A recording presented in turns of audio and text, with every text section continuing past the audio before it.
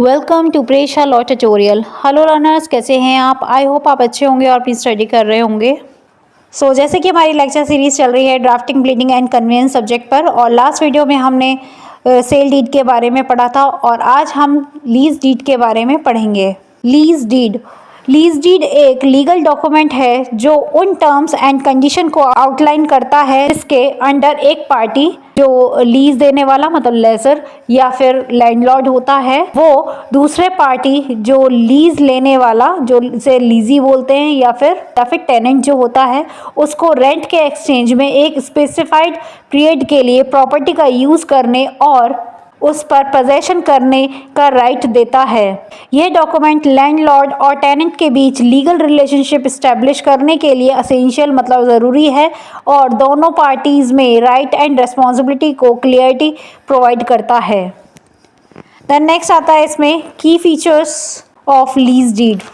तो इसमें फर्स्ट आता है पार्टीज़ इन्वॉल्व। तो इसके अंदर लेजर जो लैंडलॉर्ड होता है और लीजी जो टेनेंट होता है, उसको उनके नेम्स, डिटेल्स और कॉन्टैक्ट डिटेल्स इसके अंदर क्लियरली आइडेंटिफाई किए जाते हैं, मतलब क्लियरली मेंशन किए जाते हैं। देन उसके बाद आता है डिस्क्रिप्शन ऑफ प्रॉपर्टी। तो इसके अंदर लीज पर दी जा रही प्रॉपर्टी का डिटेल डिस्क्रिप्शन प्रोवाइड करना होता है, जिसमें उसका location, boundaries and specific features include हैं। देन नेक्स्ट आता है लीज टर्म। इसके अंदर ड्यूरेशन ऑफ लीज, जिसमें start date and end date के साथ ही रिमूवल और टर्मिनेशन के लिए प्रोविजंस इंक्लूड हैं, उसे इसके अंदर स्पेसिफाई किया जाता है। देन नेक्स्ट आता है इसमें रेंट एंड पेमेंट टर्म। इसके अंदर पेमेंट किए जाने वाले amount of rent and frequency of payment monthly, quarterly etcetera include होती हैं, और साथ ही साथ इसमें मेथड ऑफ पेमेंट भी इंक्लूड किया जाता है। देन नेक्स्ट आता है इसमें सिक्योरिटी डिपॉजिट। इसके अंदर टेनेंट से अमाउंट ऑफ सिक्योरिटी डिपॉजिट और कंडीशन के अंडर लीज के एंड में इसे वापस किया जाएगा, इस बात को इसके अंदर आउटलाइन किया जाता है। देन नेक्स्ट आता है यूज़ ऑफ प्रॉपर्टी। इसके अंदर प्रॉपर्टी के परमिटेड यूज़ जैसे रेसिडेंशियल, कॉमर्शियल और इसके यूज़ पर किसी रिस्ट्रिक्शन जैसे सब लीज और अल्ट्रेशन को स्पेसिफाई किया जाता है। देन नेक्स्ट आता है इसमें मेंटेनेंस एंड रिपेयर्स। इसके अंदर प्रॉपर्टी के मेंटेनेंस और रिपेयर्स के रिगार्डिंग बोथ पार्टीज़ को रेस्पॉन्सिबिलिटी का डिटेल देना होता है। देन नेक्स्ट आता है टर्मिनेशन क्लॉज। इसमें वे कंडीशंस इंक्लूड हैं जिनके अंडर कोई पार्टी टर्मिनेट लीज टर्म के एंड होने से पहले लीज को टर्मिनेट कर सकता है, जिसमें नोटिस रिक्वायरमेंट भी ज़रूरी है। देन नेक्स्ट आता है इसमें गवर्निंग लॉ। इसके अंदर लीज एग्रीमेंट पर एप्लीकेबल जुरिडिक्शन और गवर्निंग लॉज को इंडिकेट किया जाता है। देन नेक्स्ट आता है सिग्नेचर। इसके अंदर लीज को बाइंडिंग बनाने के लिए बोथ पार्टीज़ के सिग्नेचर की ज़रूरत होती है। देन नेक्स्ट आता है sample format of lease deed.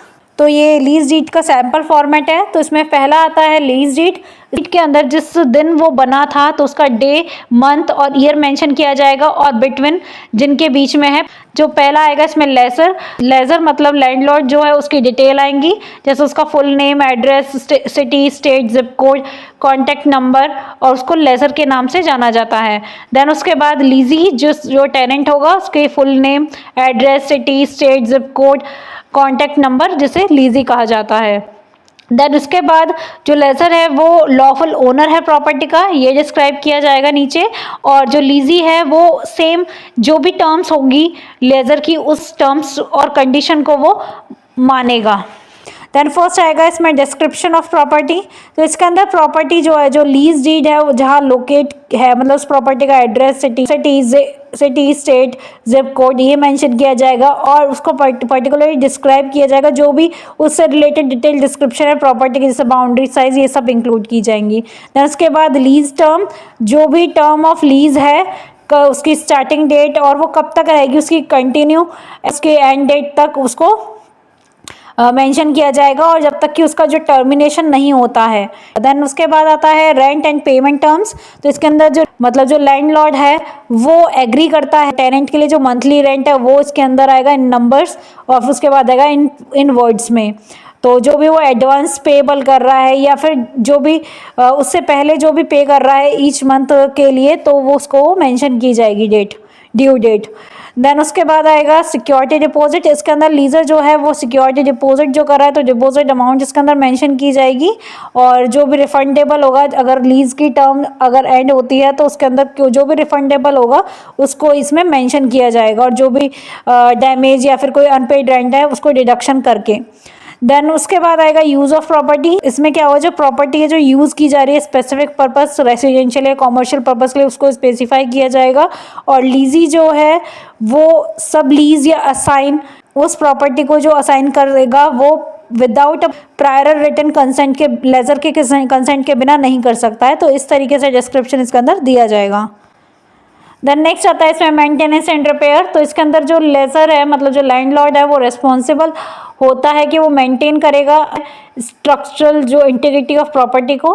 Then उसके बाद जो लीजी है इसके अंदर उस प्रॉपर्टी को अच्छी कंडीशन में रखेगा और रेस्पॉन्सिबल होगा जो भी माइनर रिपेयर या मेंटेनेंस जो भी है उसको करता रहेगा। तो इस तरीके से डिटेल आएंगी। देन उसके बाद आएगा टर्मिनेशन। तो इसके अंदर जो पार्टी है वो टर्मिनेट कर सकती है लीज डीड को। नोटिस पीरियड उसमें 30 डेज देना होता है और इसके अंदर रिटर्न नोटिस दिया जाएगा अदर पार्टी को टर्मिनेशन से पहले। देन उसके बाद आएगा गवर्निंग लॉ। तो इसमें लीज डीड जो है जो गवर्न की गई है in the accordance of the state और जो भी वहाँ का लोकल लॉ या कंट्री के अकॉर्डिंग इसके अंदर वो गवर्न किया गया है। तो इस तरीके से इसमें डिटेल आएगा। देन उसके बाद विटनेस, जो पार्टी है वो लीज डीड एग्जीक्यूट कर रही है तो उसके लिए विटनेस आएगा। देन उसके बाद सिग्नेचर आएंगे लैंडलॉर्ड के और उसके प्रिंटेड नेम, और उसके बाद टेनेंट का सिग्नेचर और उसका प्रिंटेड नेम, उसके बाद विटनेस का नेम एंड सिग्नेचर। अगर दूसरा जो विटनेस है विटनेस 2 उसका नेम एंड सिग्नेचर। उसके बाद नोटरी एक्नॉलेजमेंट उसका स्टेट और कंट्री। उसके बाद जो डेट मंथ ईयर जब से नोटरी रिपब्लिक पे जहाँ पे जो एग्जीक्यूट कर रहे हैं या जहाँ पे वो रजिस्टर कर रहे हैं तो उसकी वो एक्नॉलेजमेंट में है तो उसके अंदर लैंडलॉर्ड का नेम और टेनेंट का नेम आएगा। उसके बाद पब्लिक नोटरी पब्लिक के सिग्नेचर, नोटरी पब्लिक का नेम और कमीशन एक्सपायर्स। तो इस तरीके से ड्राफ्ट की जाएगी लीज डीड को। देन नेक्स्ट आता है इंपॉर्टेंट कंसिडरेशन। सो इसके अंदर फर्स्ट आता है लीगल एडवाइस। इसके अंदर लोकल लॉ को फॉलो करने को इंश्योर करने और बोथ पार्टीज के राइट को प्रोटेक्ट करने के लिए लीज डीड को ड्राफ्ट मतलब प्रिपेयर करते समय लीगल एडवाइस लेना एडवाइजेबल है। देन नेक्स्ट आता है इसमें क्लियरिटी। इसके अंदर मिसअंडरस्टैंडिंग एंड डिस्प्यूट से बचने के लिए सभी टर्म्स एंड कंडीशन को क्लियरली आउटलाइन करना चाहिए। देन उसके बाद आता है डॉक्यूमेंटेशन। तो इसके अंदर साइंड लीज डीड और किसी भी रिलेटेड डॉक्यूमेंट की कॉपीज़ को फर्दर रेफरेंस के लिए रखें। देन नेक्स्ट आता है रजिस्ट्रेशन। तो इन सम जुरिडिक्शन इसके अंदर लीगली एनफोर्सेबल होने वाले लीज डीड को रजिस्ट्रेट करने की ज़रूरत हो सकती है। देन नेक्स्ट आता है रिन्यूअल टर्म। तो इसके अंदर यदि दोनों पार्टीज इंटरेस्टेड हैं तो लीज रिन्यूअल और एक्सटेंशन के लिए प्रोविज़न इंक्लूड करने पर विचार कर सकते हैं। देन लास्ट में आता है कंक्लूजन। इसके अंदर लीज डीड लैंडलॉर्ड और टेनेंट्स के बीच लीगल रिलेशनशिप इस्टेब्लिश करने के लिए यह एक एसेंशियल डॉक्यूमेंट है। इसके अंदर टर्म्स ऑफ लीज को क्लियरली आउटलाइन करके दोनों पार्टीज अपने इंटरेस्ट को प्रोटेक्ट कर सकते हैं और एक स्मूथली टेंडेंसी इंश्योर कर सकते हैं। सो आज हमारा ये लीज डीड से रिलेटेड जो टॉपिक है वो यहीं कंप्लीट होता है। और अब हम मिलते हैं अपनी नेक्स्ट वीडियो में जिसके अंदर हम पार्टनरशिप डीड को पढ़ेंगे। सो तब तक के लिए thank you for watching my videos. For more videos watch, study, like and subscribe my channel.